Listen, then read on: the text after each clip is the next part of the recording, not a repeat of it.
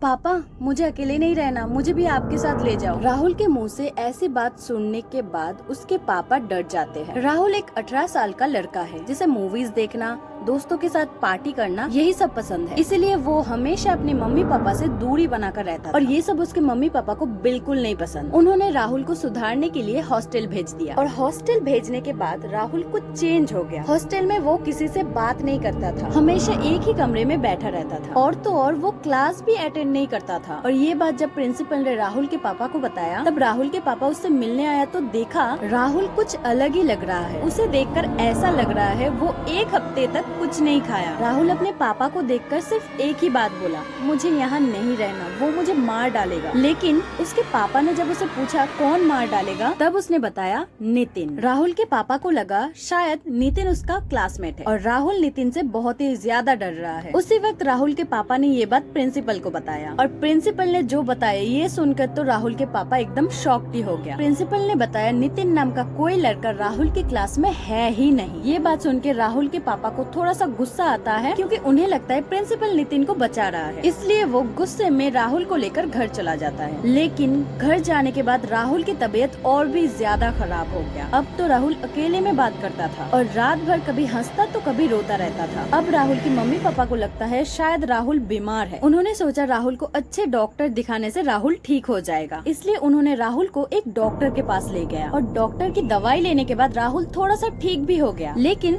रात को उसके मम्मी पापा उसके कमरे से हंसने की आवाज सुनते थे। राहुल ठीक हो गया इसलिए उसके मम्मी पापा ने सोचा उसे हॉस्टल भेज दिया जाए। लेकिन अगले दिन जब उन्होंने राहुल को उठाने के लिए गई तो उन्होंने देखा राहुल कमरे में है ही नहीं और तभी प्रिंसिपल का फोन आता है, हॉस्टल में राहुल ने सुसाइड कर लिया।